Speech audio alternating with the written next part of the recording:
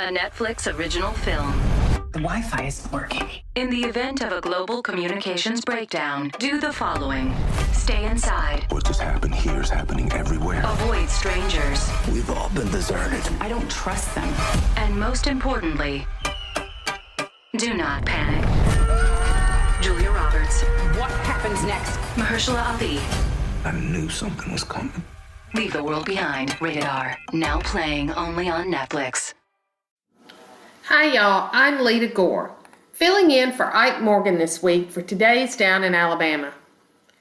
I shared yesterday my love for scrolling through the Encyclopedia of Alabama. It's strange, I know, but sometimes you come across interesting stories about people from our state. And here's one I hadn't heard before. Her name is Mahalia Ashley Dickerson. Dickerson was born on October 12, 1912 in Montgomery. An accomplished and driven student, Dickerson, who is African American, went on to graduate from Fisk University in Nashville in 1935. And then, after having triplet sons, she earned her law degree from Howard University in 1948. She was admitted into the Alabama bar that same year, the first black female attorney admitted to the bar in the state. She was also the first black lawyer to practice in Montgomery.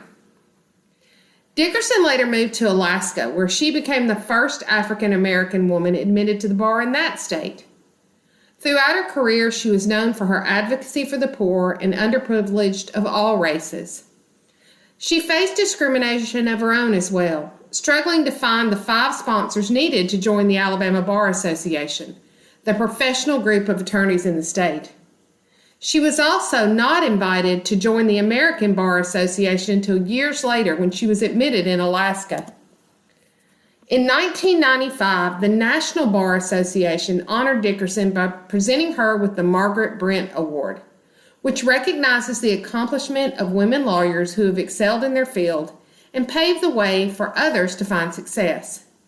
Previous recipients include Supreme Court Justices Ruth Bader Ginsburg and Sandra Day O'Connor. Dickerson practiced law until her death in 2007, and she is buried in Alaska. She was inducted into the Alabama Women's Hall of Fame in March 2023. Now, let's look at what else is going down in Alabama. You could say the Iron Bowl 2023 was made for artist Daniel Moore. The famed sports artist announced last month he will commemorate the 2023 Iron Bowl's Gravedigger play, in which Alabama's Jalen Monroe found Isaiah Bond on 4th and 31 with 32 seconds left to give the Crimson Tide a 27-24 win over Auburn. On Wednesday, the pencil sketch of his new project was revealed. Moore said recreating the now legendary play was just a no-brainer. Limited edition prints and canvases are now available on his website, danielmooreart.com. The anticipated release date is April 2024.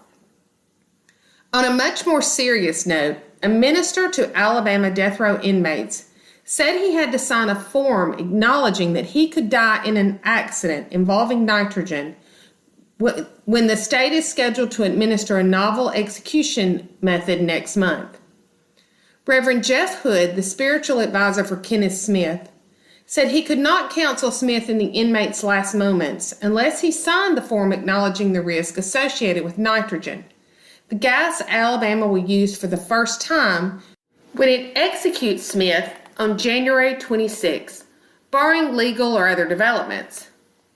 Among the risks would be if the hose supplying nitrogen to a mask worn by Smith detaches.